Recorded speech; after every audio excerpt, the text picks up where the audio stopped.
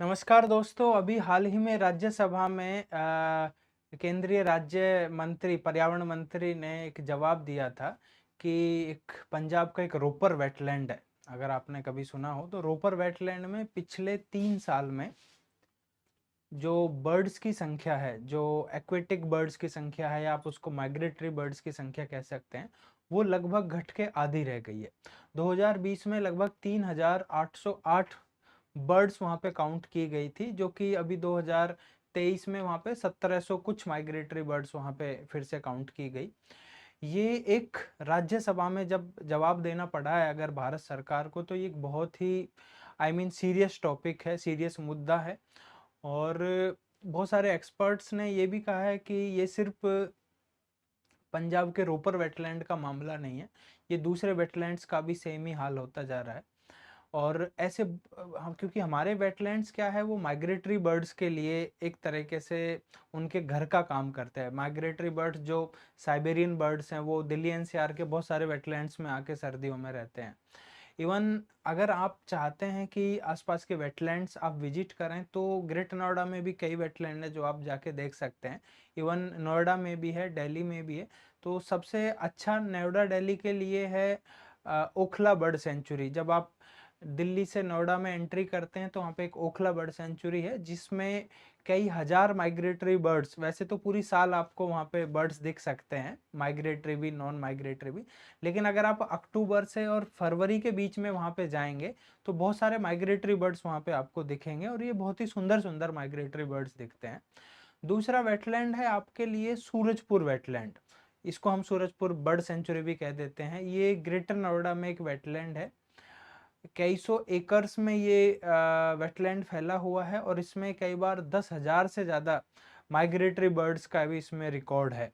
और इसकी सुंदर बात यह है कि इसमें जाने का कोई चार्ज नहीं है, कोई टिकट आपके लिए नहीं है। बहुत ही सुंदर वेटलैंड है। आपको अगर जाना है तो सुबह आप 7 बजे से और शाम के 5 बजे तक आप कभी भी जा सकते हैं। वहाँ पे आपको फॉरेस्ट गार्ड भी देखने को मिलेंगे जो आपकी सुरक्षा के लिए वहाँ पे रहते हैं, क्योंकि वहाँ पे सांप वगैरह भी बहुत सारे देखने को मिलते हैं। मैं तो चाहूँगा कि आप अपने बच्चों को ज़रूर वेटलैंड दिखा के लाएं, क्योंकि उनको नॉलेज हो माइग्रेटरी बर्ड्स क्या होती हैं, कहाँ पे आती हैं, कैसे जाती हैं। इसके लिए फेसबुक पेज भी आप बना हुआ है, वहाँ पे भी आप कांटेक्ट कर सकते हैं, और वहाँ पे कांटेक्ट डिटेल्स भी लिखी हुई हैं। यदि आपको कभी कोई कोई इश्यू होता है तो आप उनसे संपर्क भी कर सकते हैं। तीसरा वेटलैंड जो बहुत ही महत्वपूर्ण वेटलैंड है एनसीआर का, वो है धनौरी वेटलैंड। धनौरी वेटलैंड इसलिए खास या एक तरह स्पेशल वेटलैंड है क्योंकि इसमें सारस क्रेन की प्रजाति सबसे ज़्यादा देखी जाती है। इंडिया में ये अपने आप का अनोखा वेटलैंड है, जहाँ पे एक साथ इतनी सारस वहाँ पे आप देख सकते हैं, एक साथ इतनी सारस क्रेन देख सकते हैं वहाँ पे। और कई बार तो विदेश से लोग इन बर्ड्स को देखने के लिए आते हैं। सर्दियों में तो माइग्रेटरी बर्ड्स भी वहाँ पे रहते हैं, लेकिन पूरी साल भी जाएंगे तो आपको वहाँ पे सारस क्रेन वहाँ पे आपको देखने को मिलेंगी।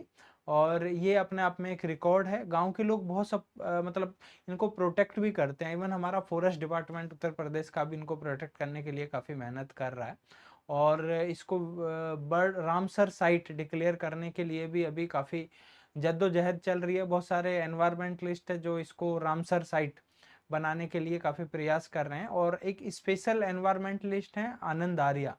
आनंद आर्या जी को कहा जाता है कि उन्होंने इसकी जैसे खोज की हो, या क्योंकि पहले दिन से और आज तक वो इसके पीछे पड़े हुए हैं कि कैसे ये रामसर साइट डिक्लेयर हो जाए।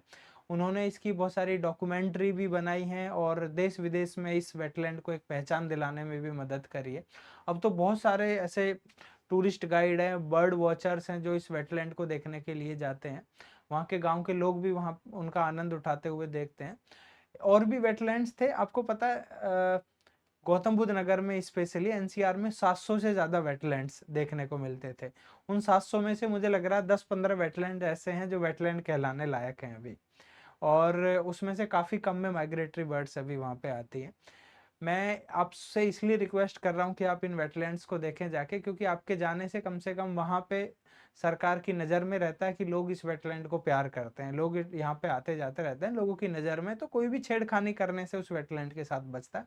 अदरवाइज जैसे 700 से 700 हुए हैं, इसी तरह से ये धीरे धीरे ख़त्म भी हो सकते हैं। इसलिए मेरा आपसे रिक्वेस्ट है, वेटलैंड्स के बारे में जाने भी और बच्चों को भी सिखाएं, प्लस बच्चों को विजिट ज़रूर कराएं ताकि वो इस तरह की बायोडाइवर्सिटी का भी आनंद उठा सकें।